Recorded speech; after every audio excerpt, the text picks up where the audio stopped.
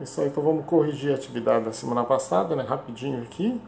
Avaliar cada uma dessas afirmações e ver as que são verdadeiras e as que são falsas, né? Primeira afirmação: a evaporação da água é um processo irreversível. O que é um processo reversível? Um processo reversível é aquele que acontece e pode voltar à condição inicial. Um processo irreversível é aquele que, quando acontece, ele não pode retornar à condição inicial. A água, a gente está acostumado a ver ela se evaporando em casa quando a gente ferve água em uma chaleira, em uma caneca. E se a gente chegar com uma tampa na temperatura ambiente e essa entrar em contato com o vapor, a gente nota que a água no estado de vapor passa a ser novamente água no estado líquido, mostrando que a evaporação da água é um processo reversível, ou seja, a água no estado de vapor pode voltar a ser líquida. E o principal exemplo disso está aqui, ó, na natureza. O que a gente verifica aí? Nos lagos, nos rios, no oceano, o que a gente tem? A gente tem a evaporação da água, né? E ocorre a formação das nuvens, né? E a condensação da água nessas nuvens vai ocasionar as precipitações, né? As chuvas, demonstrando então que aquela água que evaporou nos rios, oceanos e lagos, e também lá em casa na chaleira, ela voltou a ser água líquida. Então essa afirmação aqui, que a evaporação da água é um processo reversível, é uma afirmação falsa. A queima da madeira é um processo irreversível? Sim. Por quê? Inicialmente eu tenho que a madeira, né? E eu tenho o ar, né? Porque a gente tem que o carbono existente na madeira ele vai reagir com o oxigênio do ar, né? Para formar CO2. E a gente tem uma fração da madeira que não se transforma em CO2, que fica lá no fundo da churrasqueira, que a gente chama de cinza, né? As cinzas do processo. E a gente não consegue pegar essas cinzas e esse CO2 que foi gerado como gás, né? Para voltar a ser oxigênio gasoso novamente e carbono, a madeira. Então, a queima da madeira é sim um processo irreversível. Eu não posso fazer a fumaça mais as cinzas voltar a ser madeira e ar e oxigênio do ar novamente. A imagem abaixo pode ser usada para exemplificar a evaporação d'água, para mostrar que a imagem abaixo pode ser usada para exemplificar que a evaporação d'água é um processo endotérmico? Sim, pode. Por quê? O início é o reagente, o final é o produto. O que a gente nota?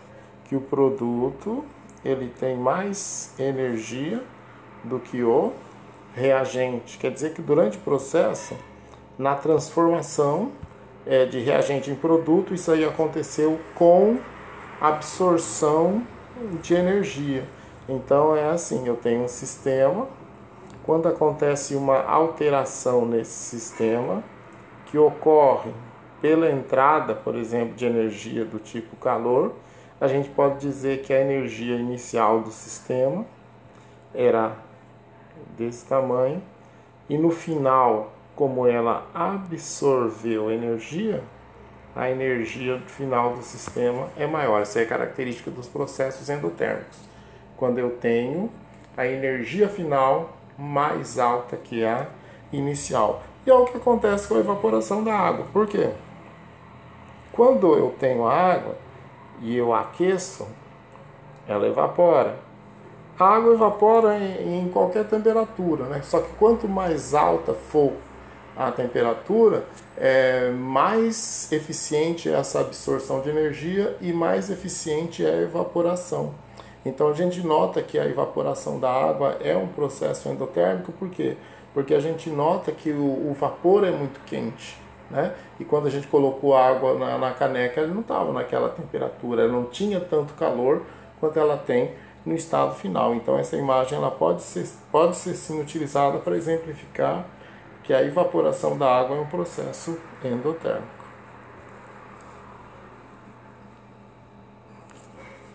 A imagem abaixo pode ser usada para exemplificar que a queima da madeira é um processo exotérmico? Sim. Por quê? O início, que é o reagente, tem mais energia que o produto. Quem seria o início? Quem seriam esses reagentes? Seria a madeira mais o oxigênio do ar. E quem que é o produto? É o CO2 mais cinzas. O CO2, eu não posso queimar o CO2 para fazer ele fornecer energia assim como a madeira forneceu. O CO2 existe até um extintor de CO2 que ele é usado para apagar o fogo. Então quer dizer que o CO2 não tem essa energia para fornecer. E ninguém vai conseguir botar fogo nas cinzas para as cinzas produzir calor para a gente. Então o que a gente pode dizer? Que sim, a gente consome a energia da madeira durante a queima e os produtos, que são o CO2 e as cinzas, eles não conseguem mais fornecer energia.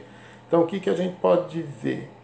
Que a queima da madeira, então ela é um sistema que ocorre jogando energia fora, né? Tanto é que quando você chega perto da queima da madeira, chega perto da fogueira, você nota a energia calorífica chegando para você. Então o que a gente pode dizer desse sistema? Que a madeira possuía energia, ou seja, a energia inicial. Quando ela foi queimada, ela jogou energia fora, ela liberou energia, e no que ela liberou energia, o que restou da queima da madeira tem essa energia pequenininha aqui, ó, que não é possível fornecer mais calor para a gente. Então, quando a gente fala que a imagem abaixo pode ser usada para exemplificar a queima da madeira, que a queima da madeira é um processo exotérmico, sim, pode. Por quê? Porque a gente nota que o processo exotérmico ele acontece exo, quer dizer para fora, está jogando o calor para fora, e é assim que a queima da madeira acontece. Aonde ocorre a queima, o calor é dissipado para as regiões vizinhas. Então isso aí é verdadeiro. A fusão, derretimento do ferro é um processo irreversível?